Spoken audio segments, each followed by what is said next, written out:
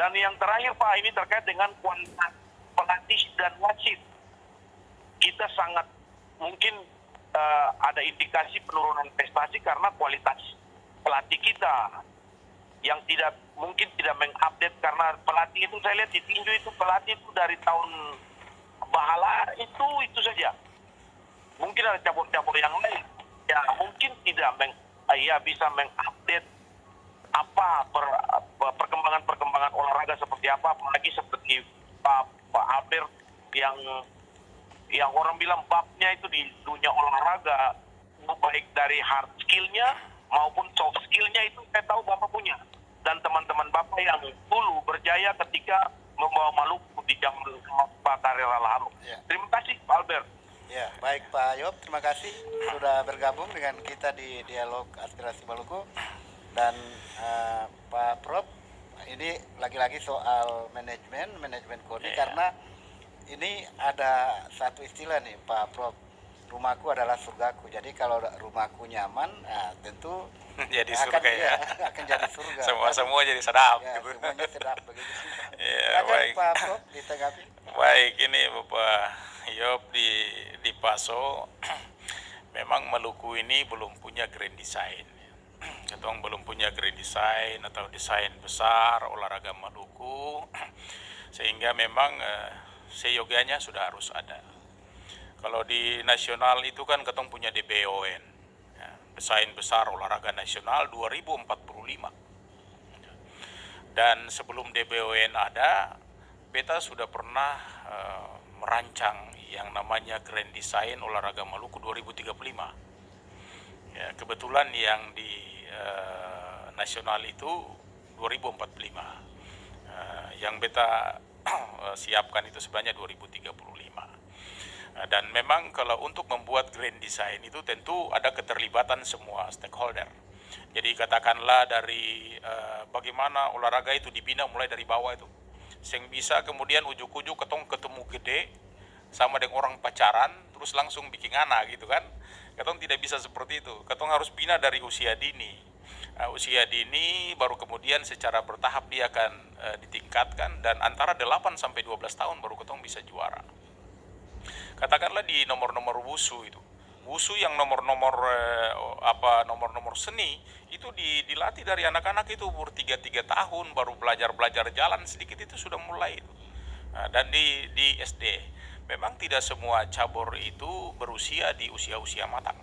Ada yang mereka berprestasi di usia dini, ada yang berprestasi di golden age itu usia-usia mahasiswa. Gitu. Jadi setiap cabur itu mempunyai spesifikasi yang berbeda-beda. Katakanlah di senam.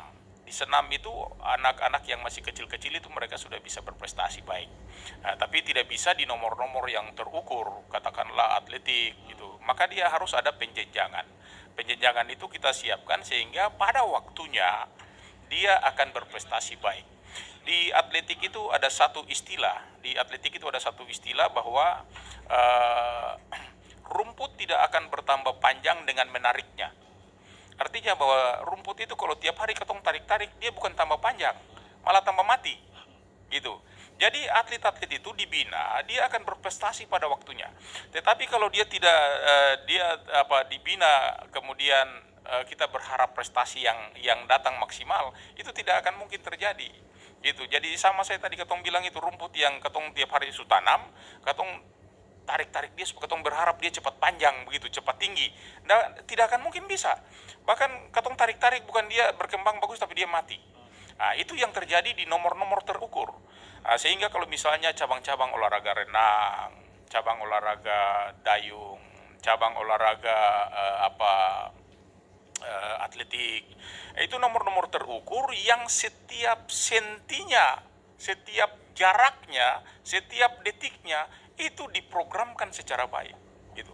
Sehingga mereka betul-betul harus dibina sejak awal. Jadi kalau kita lihat di atletik itu mulai dari PPLP, kemudian dia itu PPLP itu kan kelas mulai bisa SD juga bisa, SMP, SMA. Sampai setelah itu dia naik ke PPLM. Gitu. PPLM berarti untuk mahasiswa. Jadi pusat pembinaan latihan mahasiswa. Setelah PPLM itu harusnya dia masuk lagi ke pengprov cabur. Nah, sehingga itu terstruktur secara baik. Mudah-mudahan grand design ini sesegera mungkin, karena kita sudah punya DBON, Desain Besar Olahraga Nasional 2045, bahkan targetnya adalah 10 besar dunia. Dan itu setiap olimpiade, setiap 4 tahunan itu punya target-target sendiri. Paling tidak itu tercapai atau tidak, itu harus kita imbangi dengan yang kondisi sekarang. Jadi kalau kita katakanlah di Maluku masih ini wusu jalan sendiri, tinju jalan sendiri, di dayung jalan sendiri, atletik jalan sendiri, tanpa kemudian, meskipun kita punya program-program tahunan ada, tapi tentu saja memiliki keterbatasan. Paling tidak kita punya tujuan jangka panjangnya ada, jangka menengahnya ada, jangka pendek yang tahunan-tahunan itu ada, sehingga sasaran ketong itu jelas, ketong mau kemana. Itu. Ya, baik. Pak Prof, Popmal ini boleh dibilang bisa bikin lebih. Banyak yang berharap ada sesuatu yang luar biasa yang lahir dari Popmal. Nah, kira-kira maunya bagaimana nih Pak Prof? Sebelum kita ke closing statement, karena memang waktu kita sudah sangat terbatas. Iya, jadi Pak Uya memang tidak ada pilihan lain. Kalau memang Popmal itu ada, maka ketong wajib mendukung sepenuhnya.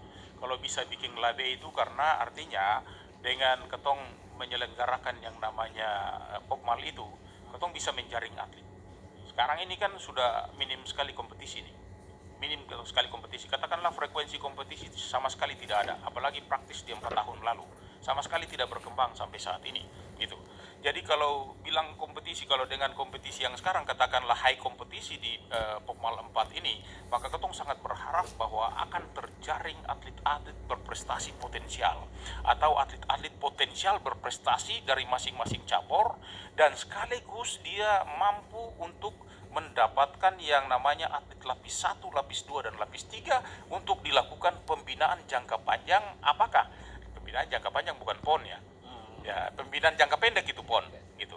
Pembinaan jangka pendek dan kemudian pembinaan jangka panjang. Pembinaan jangka panjang ketong harus taruh 25-30 tahun ke depan. Jangan bicara tentang 4 tahun karena itu akan mubazir. Nah, jadi kita berharap bahwa dari penyelenggaraan Popmal ini otomatis akan terjaring sejumlah atlet, dan kita bisa mendapatkan lapisan-lapisan itu secara jelas di setiap cabur, apalagi terutama yang mengikuti Popmal ini. Ya, Pak Prof, gitu. kalau harus dibenahi, kira-kira apa nih yang harus dibenahi dulu nih? Ini panjang ceritanya ini. Kalau kita mau benahi, maka otomatis kita benahi dulu organisasi. Nah, dari organisasi baik, lalu kita bentuk juga pelatih-pelatih. Ya, kita harus paling tidak mendesain pelatih yang bagus. Meskipun sekarang kita jangan, kalau kembali ke pelatih, maka kita harus mengurangi tekanan-tekanan administratif. Pelatih-pelatih itu sangat tidak berurusan dengan organisasi. Mengapa? Banyak organisasi itu justru merepotkan. Kalau organisasi yang bisa memberikan kontribusi, apakah itu kemudian perhatian saja, ataukah dukungan dana, ataukah semacam ada stimulan-stimulan kecil, maka pelatih-pelatih itu akan semua eksis di lapangan. Dan kalau kita punya pelatih itu eksis di lapangan, maka otomatis atlet-atlet mereka akan hebat. Maka kemarin itu di nasional, itu di Kemenpora, itu sudah menggagas program-program untuk pengadaan 100.000 pelatih. Itu 100.000 pelatih itu entah tercapai atau tidak sampai sekarang, tetapi paling tidak di Maluku sudah menikmati itu juga. Di setiap daerah satu kali pembinaan 500 sampai 700 pelatih. Kita berharap bahwa itu hanya dari sisi lisensi saja, tapi paling tidak mereka itu memiliki pengalaman. Jadi mantan-mantan atlet yang sekarang sudah ada dan mereka sementara nganggur atau belum terlibat secara aktif di dalam masyarakat, di dalam cabang, ya itu harus difungsikan. Difungsikan sehingga mereka segera bisa menciptakan atlet, dan kita ujung tombak pembinaan kita itu adalah klub. Ya, baik. Bukan di Pengprov atau di Pengkap, tapi di klub. Ya, baik, maka seyogianya perhatian harus ke klub. Ya, baik Pak Prof, memang panjang ceritanya kalau kita berbicara tentang pembinaan organisasi. Namun karena kita sudah dibatasi oleh waktu, mungkin ada closing statement, ada harapan yang ingin disampaikan. Karena ini Popmal ini terkesan sedikit dadakan, maka saya menyarankan terutama kepada KONI dulu supaya jangan terlalu dulu dulu memperhatikan administrasi. Misalnya kita kepingin untuk 6 cabur, ya, 6 organisasi ada di kabupaten kota atau ada 6 anggota di kabupaten kota, baru cabur itu bisa bertanding. Nah, kalau seperti itu, yang kedua maka akan banyak cabur yang tidak bisa terlibat di dalam Popmal. Padahal mereka memiliki atlet-atlet yang potensial. Yang kedua juga bahwa atlet kita itu ada yang cocok di cabang A tapi tidak cocok di cabang B. Ada juga yang cocok di cabang B tidak cocok di cabang A. Katakanlah Chris John gitu. Dia atlet wusu tapi dia juara dunia di tinju. Banyak di atlet-atlet Muay Thai tapi juaranya di wusu. Atlet pencaksilat tapi juaranya di taekwondo. Ini adalah transfer yang positif. Dan transfer positif itu harusnya diperhatikan oleh KONI sekarang. Ketika kita melakukan aturan yang ketat, maka ada atlet yang tidak bisa bertanding. Padahal dia semestinya potensial, dia tidak bisa bertanding. Dan kalau dia tidak bisa bertanding, kita akan hilang dan kita tidak akan mendapatkan mereka pada momen-momen berikutnya sehingga tidak bisa dibina secara lebih baik. Jadi ini transfer ini saya berharap juga menjadi catatan penting bagi KONI baik di provinsi maupun kabupaten kota. Kalau atlet yang tidak cocok di cabang A bisa jadi dia berprestasi di cabang B. Sehingga kita membuka ruang sedikit sehingga semua cabur bisa terlibat secara baik dan kita mendapatkan masukan kontribusi atlet lapis 1, lapis 2, lapis 3 yang baik juga. Ya, baik Pak Prof, terima kasih sudah bergabung dengan kita di Dialog Aspirasi Maluku dan pendengar. Demikian Dialog Aspirasi Maluku kita pada pagi hari ini. Saya Uya Liurima menyampaikan terima kasih atas kebersamaannya. Sampai jumpa dalam Dialog Aspirasi berikutnya. Selamat pagi dan Assalamualaikum, salam olahraga. Justisia untuk memutus mata rantai COVID-19. Dia banyak dana yang mempromosikan situasi masyarakat dalam. Kalau ketemu bicara saat ini terkait Aspirasi Maluku